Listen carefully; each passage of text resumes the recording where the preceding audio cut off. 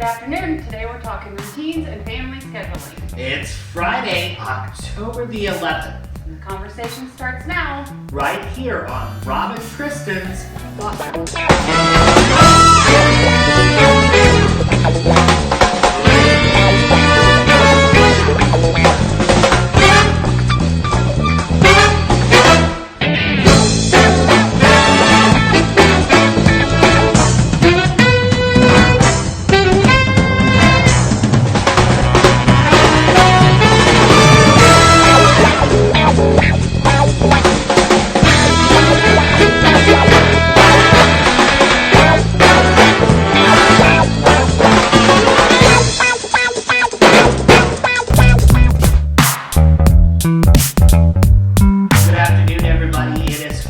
October the 11th already. It's almost the middle of the month. So do your kids still trick or treat? Yes. Yes, ours do too. Oh my goodness. You saw Rose's costume and the babies and Rosley. Mm-hmm. I'll put one secret out because the kids are going to be on our Halloween show. And all the babies are going to be here parading their little costumes around and stuff. But Rosley is going to be Daniel from Foster TV's My Story. Oh, that's awesome. Yes, and so that all of our little kids are doing superheroes, and so Rosley wanted to be Daniel because that's his superhero. So that'll be a lot of fun, cool. And it's kind of cool that him and Daniel have made that connection through these little travels that we do and stuff. So does she know what she's going to be? Her and her friends are going together as a group. They have exchanged 3 or 4 times now. Oh, so we're still up in the air. Yeah. Now, do your boys will they still dress up, or are they kind of? They might treat the trickers. Oh, yeah, they'll do that. But so we try to make it kind of fun, and I'm sure we'll go to a few fall festivals, and Grandma's coming, and I know you'll want to look for the kids because we're going to have them on the show. I'm not sure how you're going to do this, but you and Courtney need to get it figured out because they're going to be on the show for sure.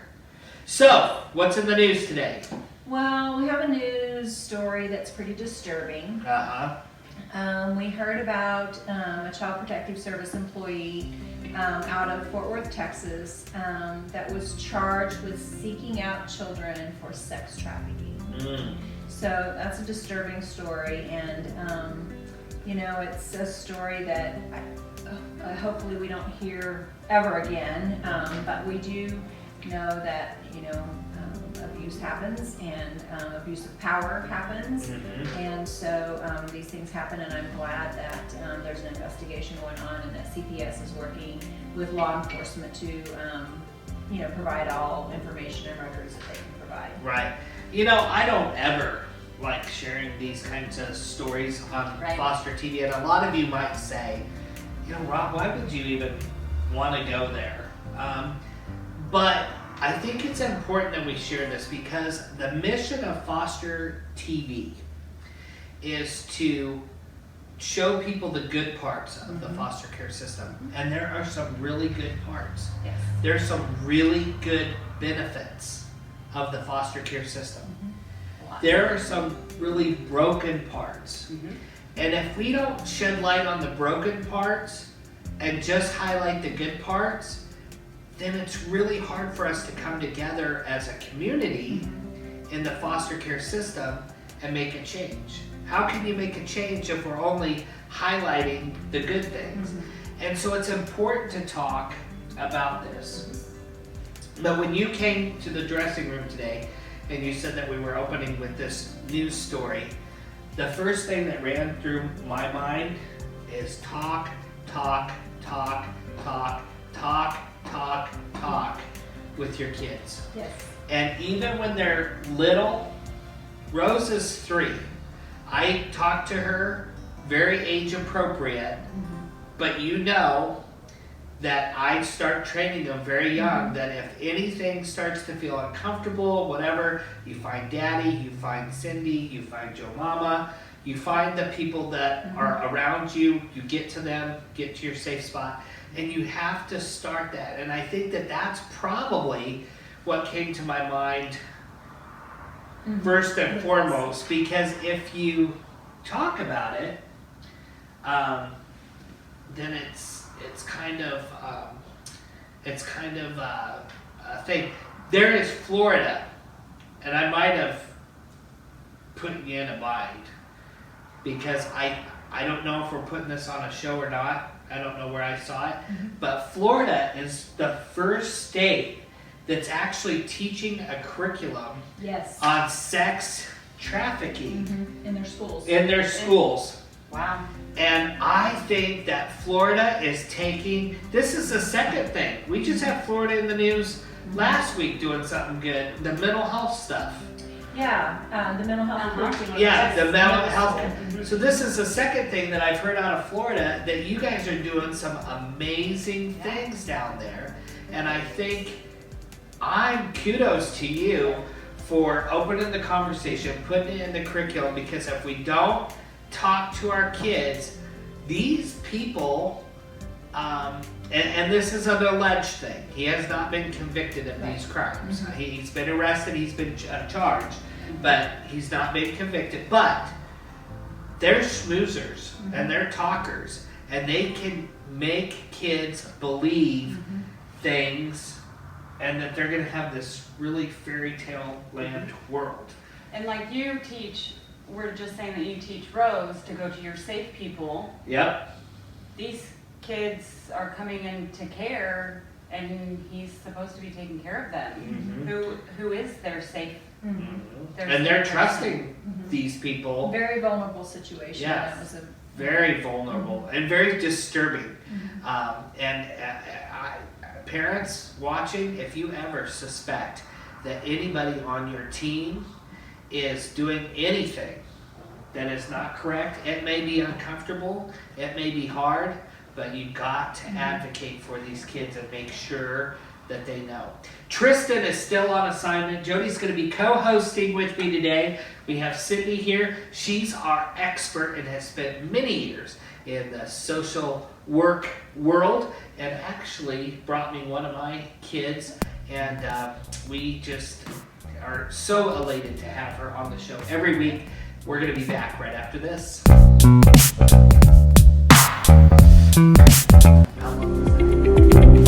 know what else? We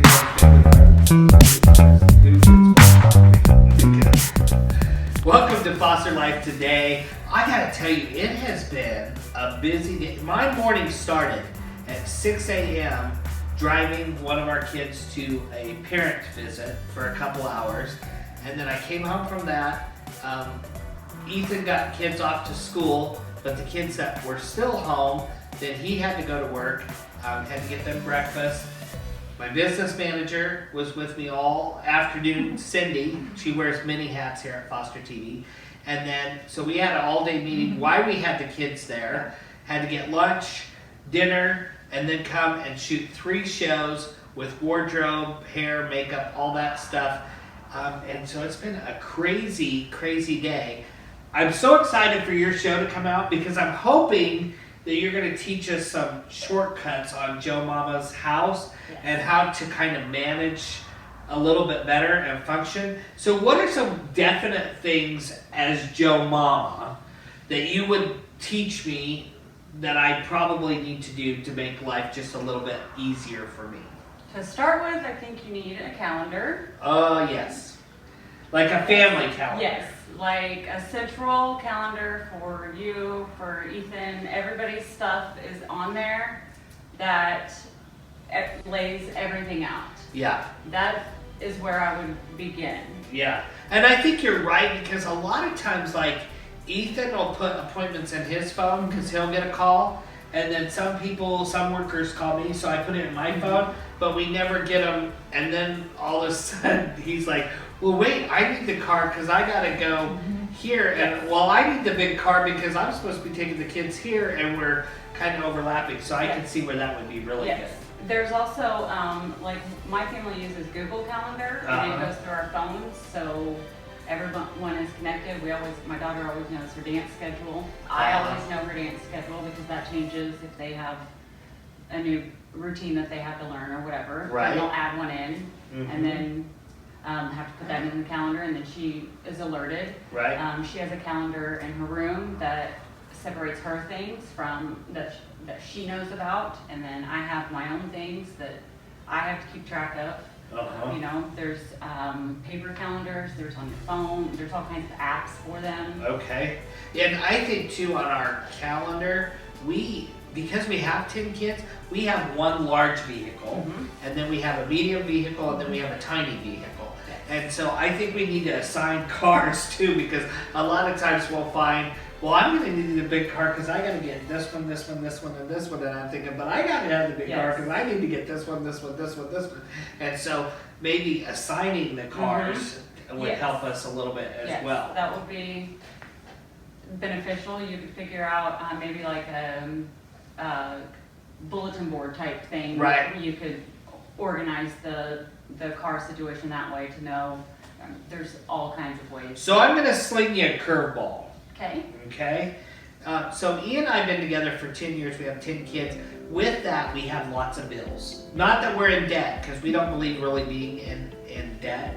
But we have lots of bills because we have lots of kids. So do you do all your bills once a month, or do you do them as they come in?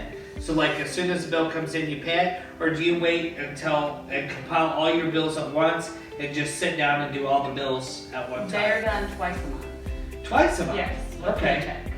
They're Oh, organized okay. by paycheck. When the paycheck comes in, then this set is done, and then It must be nice to be Joe Mama because she gets paid twice a month. When you're in the business we're in, we get paid once a month, and it all comes on the 15th. That's our day. And so what would you recommend? Would you say just do it all on the 15th, or? if your family is able to do that and you can figure that out with all of the different companies that you have to work with, then I would say that would probably be easier than trying to separate them and figure it all out. So do you assign it to one person, or do you do it with your spouse? Because that's one thing. Ethan and I try to always do it together, but sometimes that doesn't work out because of the kids. But what do you think is better? I think it's best that both people know Uh-huh. what needs to be done, when it needs to be done. If you can split them up, then that's great. But what if one of you is sick? Then how are you going to know? How would Ethan know? Oh, I bet he didn't pay the phone bill. Right. So that still needs to be organized. Yeah. You should still know who your phone provider is and what. That is that one bill thing is that we due. do really good. There's these little spiral notebooks, and we get them at the Dollar General, and it has each month in there, and you put all the bills that you have and the amount, and then it's a place to check them. But it even has a little envelope thing, and you put the bills in there. So once they're paid, they go in there and we check it off. But if it's not paid, it goes in this cupboard until we pay it, and then we put those in there. And then the cool thing about it is at the end of the year, if our accountant needs it to see if there was any business expenses that we could write off or anything, we can just give him our bill book, and he has everything right there that he needs. He has all our receipts, he knows when we paid it, and then I just write on the bill like our information, our date that we paid it, and all of that kind of stuff, confirmation number. Well, I think you and Joe Mama are way more organized than I am, because I have a paper sack that I put all my paid bills in. Oh, okay. You know, and just. But still, at least at least that you have something. One thing that kind of is overwhelming, and I hope you're going to address it on the show this year, is when you are a foster parent, so you have the extracurricular activities, the normal activities, but you have counselors, you have home visits, you have your worker that comes once a month, you have your inspection for your licensing that comes, you have family therapy, you have individual therapy, sometimes you have therapists that come in the house. I have, were you there yesterday? No, but we were talking. Yeah, so yesterday I had an occupational therapist, a speech therapist, a play therapist, and a worker all in my house for the whole morning. And so I'm hoping that you're going to show us how. That's a lot to schedule. That's like almost a full-time job, especially when you have 10 kids. and having those people coming in and out of your house and things. And there's been a couple of times that I've messed up. So, for instance, last week, I had to go out of town on an emergency to Atlanta. Right. It was like middle of the night type thing that we had to leave and go. And I forgot to call our therapist that come on Monday, and so she's at the front door. knock, knock, knock, knock. You know, and I was like, oops. But I think, I'm hoping that you can teach our foster families some ways to, maybe have like, I thought maybe we need to have a checklist that if there's an emergency, this is what we have to do. Cancel appointments. That is something we will talk about. So coming that way. So I'm really excited about Joe Mama's house. Now when we come back from break, I want you to think, because I don't think it should be all my responsibility. I think we should put some of it back on the family. We're going to talk about that more.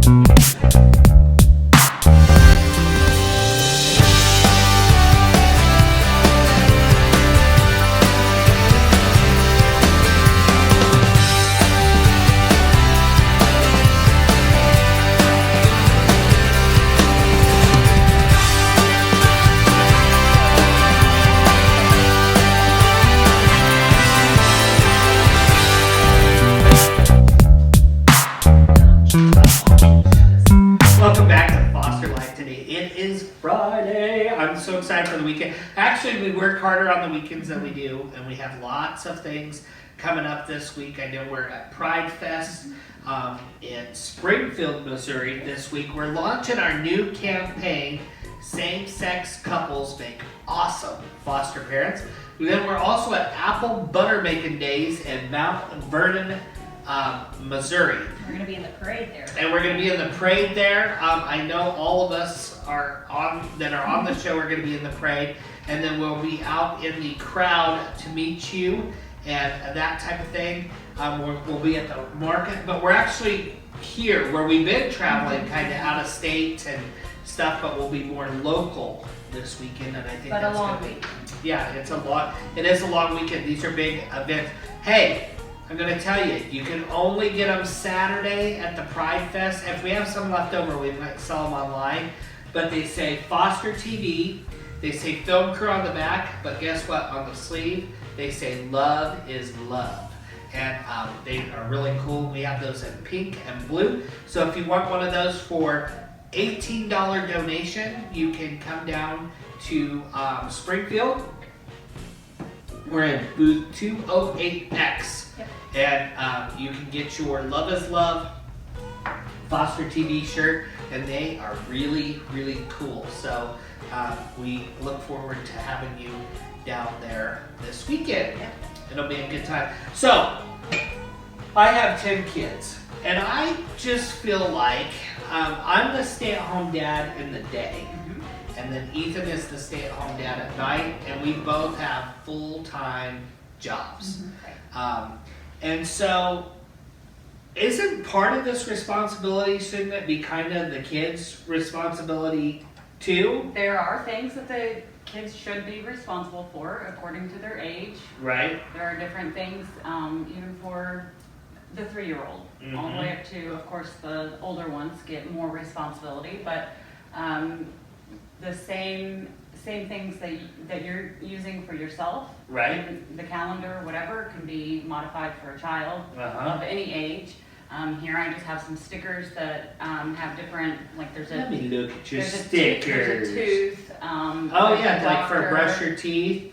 And there's like a hair blower here, so that could be for like get ready in the morning. Yes. Like comb your hair, brush your teeth, use your Sports. deodorant, sports. Yeah. Like today you have basketball.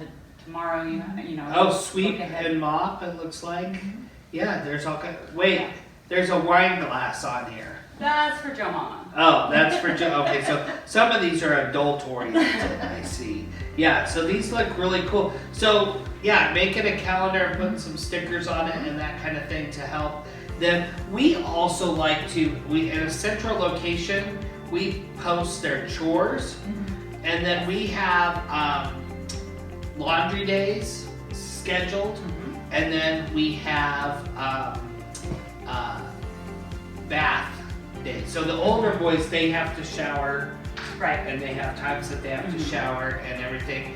And I don't know, am I being too harsh? But like Kyle missed his shower day last night and I was a little hard on him this morning because that kind of throws our family off the routine. Yes, it does. And so I make them kind of stick to that. Well, and do you do the same chores every day for every kid? I mean, I know Joe Mama has had hers to where hers are the same. Each kid has the same chore. Where I do, it switches up every day. Oh, so what we do is we usually do a chore list, but then I switch them about every 3 months. I see. Because what I find with our kids is they do them really good for like the first couple of months, and then all of a sudden they start slacking. So then if I change it up, then it's like new chores, and then so they have to do that, and then I do check them. And then my big kids, when they were little, they would pay each other to do their chores. So. Yeah, well, and if they want to pay each other to do their chores, as long as they're not stealing my money. Up. Oh, they didn't? No. Oh, well, yeah, so they could pay. One time my sister did that and she got in trouble because then she paid me all in pennies. And my mom was not too happy about that because I worked really hard to do her chore and then she decided that she'd pay me all in pennies. So, yeah, and that works too. But I think it is a big deal, and actually most states want you to have chores and responsibility for the kids because number one, it makes them feel like they're a part of the family. Right. But then also,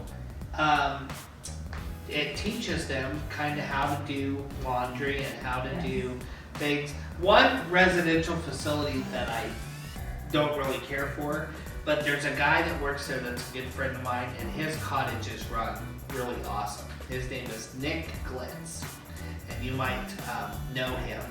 But he, in his cottage, those boys have to do their own laundry, and most of the cottages in residential, you do their laundry like when they're sleeping, and we prepare. But he really teaches them life skills in his cottage. And that's one thing that I love about that we just kind of implemented in our home as well. And how will your child learn if they're not held responsible when somebody is there to teach them and help them through it? How will they learn? And I don't want my boys to go to college and be kind of the stinky college kid because they don't know how to do their laundry. Yeah, they don't know how to do laundry and they don't know how to put the soap in. They don't know to hang their clothes up when they get done. And so teaching them those skills. And I just kind of believe that when we clean our room every day and we do those kinds of things, not only is the structure there, but they feel better about themselves. Yeah, better about themselves because their room's cleaned and that kind of stuff. I've watched so many times, like the boys will get up on a Saturday and you can tell they're all grumpy and tired and they're kind of at each other's throat, and then we'll go out and maybe do yard work in the backyard or we'll do a project or something, and just within like an hour you can see all the attitudes change because they're doing something and they're seeing the progress done and the moods start to change and we're setting ourselves up for a good day. Right. And so I'm really excited about Joe Mama's house coming up, and I bet you're going to be showing us how to make these calendars and how to do all sorts of things. Lots of organizing this year. When we come back, we're going to wrap up today on Rob and Tristan's Foster Life. We're setting up for the weekend. No more trash bag moves for foster youth. Help us buy bags. Donate at fostertv.net. Click the yellow donate button. Foster TV is a HEDFRA production. Only at Foster TV.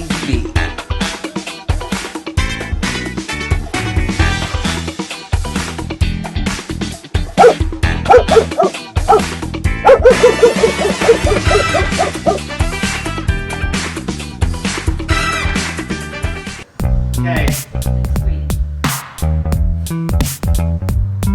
Welcome back to Rob and Tristan's Foster Life on this Friday. I think we are going to learn so much on Joe Mama's house.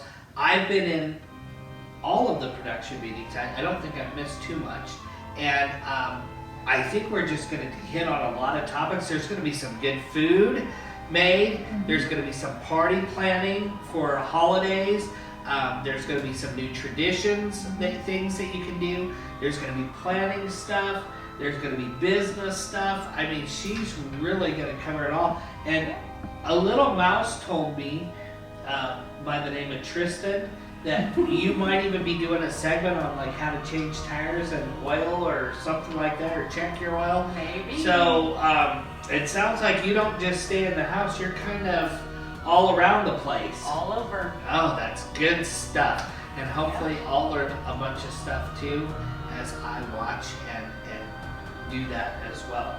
So, do you have any good news today? I do have a good news story. Okay. It is from Iowa. Iowa. There Okay. was a little boy there named Hayden. He moved into a bigger house where he no longer was sharing with his sister anymore. Oh, okay. And he was afraid that there were monsters in his new room because his sister wasn't in there with him. Oh, yeah, that can be a problem when sis isn't in the room Yes. that the monsters are in. Yep. Okay. So this went on for a couple of weeks in the new house. Mom couldn't figure out anything. And Hayden asked her to either call a doctor to look for the monsters or call the cops to get the monsters away. Okay. So she did what I, as a mama, would do and took her son to the police station to talk to the cops about the monsters. Oh. And she thought that maybe they would give her 5 minutes of her time, of Hayden's time, or their time to talk to Hayden. Right. But Officer Schwartz Uh-huh. stepped his game up a little bit and decided to go home with them and check for monsters and convince Hayden that there were no monsters. He took the extra time to check the house, make sure that there were no monsters in his room. The article shows them in the attic. Oh. So he went through the whole house with him to prove that there are no monsters. You know, they say that officers serve and protect. Yes. And what a story, Mhm. because this is a service, Yes. and it was a protection for Hayden. Yes. And so many times we hear these tragic stories, either about an officer that gets hurt or an officer that's involved in stuff that they shouldn't be involved in. But what a good story to have an officer take that time Yes. and to comfort Hayden so that he would not be afraid of monsters. When we come back on Monday, you're gonna be hosting, because Tristan's on assignment for the next 3 episodes here, and so you're gonna be hosting with us. We're gonna hopefully have Tristan back on Wednesday of next week. But on Monday, what are we talking about? Do you know? I don't remember. You don't remember what we're talking about on Monday? Do you? Yes, I do remember what we're talking about. We're going to talk about people in the foster community who are making a difference. Right. And there's so many out there. It's not just foster families. And sometimes we get caught up on workers at DHS who were trafficking, looking for kids to sex traffic. And that's a very unfortunate situation, but we're gonna flip the coin on Monday, and we're gonna talk about all the cool people. Help support Foster TV. Go to fostertv.net and make a donation today. Foster TV's My Story is a HEDFRA production, only on Foster TV.